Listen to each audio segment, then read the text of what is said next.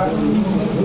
प्रथम सर्व पत्रकार बंधूंना, आज आपण पाहत असाल पनवेल महानगरपालिका आणि महानगरपालिकेच्या परिसरामध्ये प्रचंड पाण्याची तुटवडा असल्या कारणाने आज पाण्यासाठी आपल्याला वणवण घ्यावा लागतो अशी परिस्थिती पनवेलमध्ये झालेली आहे. एकीकडे आपण विकास बघतोय आणि विकासाच्या नावाने जर पाहिलं तर पूर्ण दुधाला पिटल्यासारखा आज पनवेलची परिस्थिती झाली.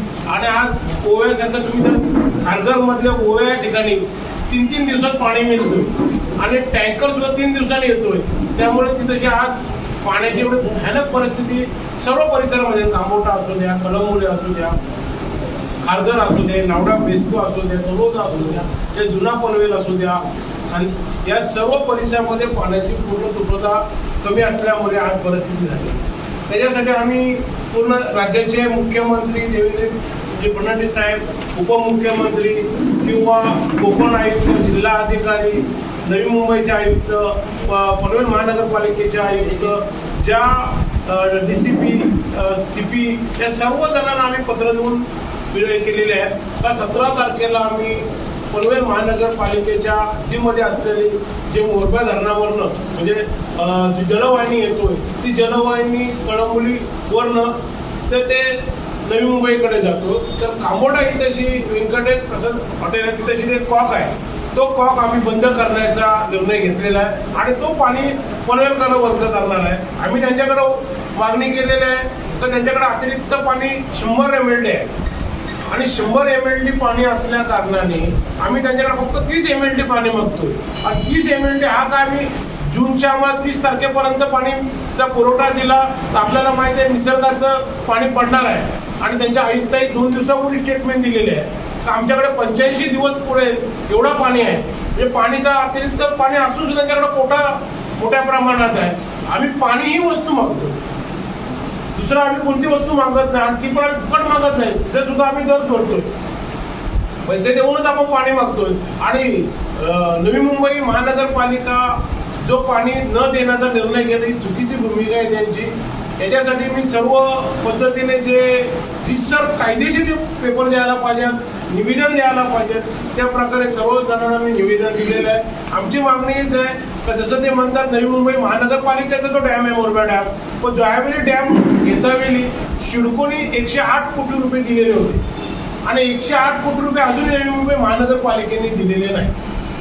आणि त्यावेळी 108 कोटी रुपये देत असताना शिडकोनी हे या 95 गावामध्ये ही 28 गावं सुद्धा होती जी 2016 साठी पनवेल महानगरपालिकेमध्ये समाविष्ट झालेले आहेत. आज त्यांची अवस्था सुद्धा बघायला पाहिजे तुम्ही, तर तो विचार कोणी करतच नाहीये.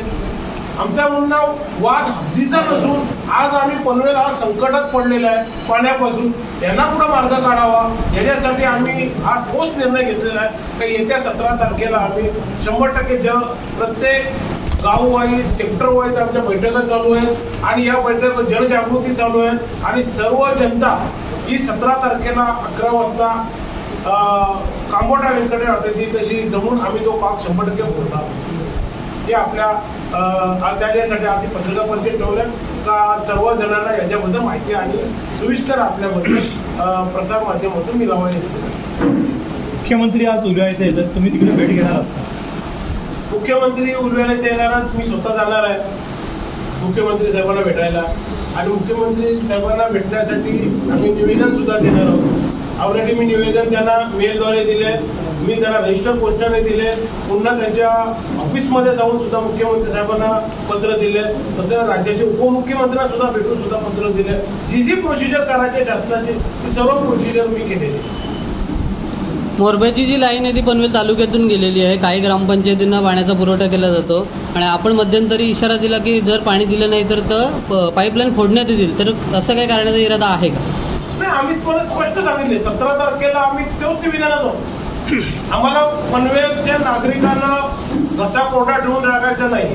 इथं आम्हाला लोकप्रतिनिधी म्हणून पनवेलच्या नागरिकांनी निवडून दिलेले आहे आणि पनवेलच्या नागरिकाचा विरोधी पक्ष नेता या नात्याने माझी एक जबाबदारी आहे तर माझ्या नागरिकांना कधी कोरडा घसा ठेवू नये म्हणून मी माझ्या नागरिकांसाठी हा विचार करणारा सगळ्या बघतो. मोर्चा काढू नये यासाठी काय तुमच्यावर शासनाकडे दबाव येणार आलाय का? येणार नाही, अजूनपर्यंत काय आमच्याकडे दबाव आला नाही. स्वतः कलेक्टर साहेब बोलले 2 दिवसापूर्वी रायगड जिल्हा कलेक्टर जावले साहेबांकडे भेटायला गेलो होतो, त्यांना निवेदन दिलं. त्यावेळी ते बोलले का असं डायरेक्ट तुम्ही टोकाची भूमिका घेऊ नका. आम्ही म्हटलं शेवटी टोकाची भूमिका नाही घेतली तर आम्हालाही जमणार नाहीये. आलं लक्षात ना. त्याच्यामुळे बैठक लावण्यासाठी मी पहिलं निवेदन द्यायला सांगतो, तुमचे बैठक घ्यायला सांगतो, पण अजूनपर्यंत आपला मेसेज असं कुठलं आलं नाही. त्यामुळे आम्ही आमच्या भूमिकेला तयार आहोत.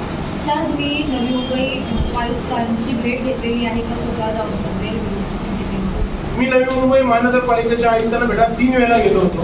नवी मुंबईच्या महानगरपालिकेचे आयुक्त मला भेटलेले आहेत. मी स्वतः त्यांच्या कार्यालयात जाऊन पत्र दिलेलं आहे. त्यावेळी तिथले महापौर आहेत नवी मुंबई महानगरपालिकेचे, त्यांची भेट झाली नाही. मग विरोधी पक्ष नेत्यांची माझी भेट झाली आणि नवी मुंबई महानगरपालिकेचे महापौर ताई आहेत आमच्या, त्या 2 दिवसापूर्वी मला भेटल्या. त्यांना मी सांगितलं तर तुम्हाला निवेदन दिलेलं आहे. ते बोलले मला निवेदन मिळालं, परंतु तुम्ही आमचे जे नेते आहेत गणेशजी नाईक साहेब आहेत त्यांच्याशी एकदा चर्चा करा. तुम्ही बोलले तुम्ही आज गणेशजी नाईक साहेबांना भेटायला जाणार होतो, आज कॅबिनेट मिटिंग असल्या कारणाने त्यांची माझी सकाळी भेट झाली नाही.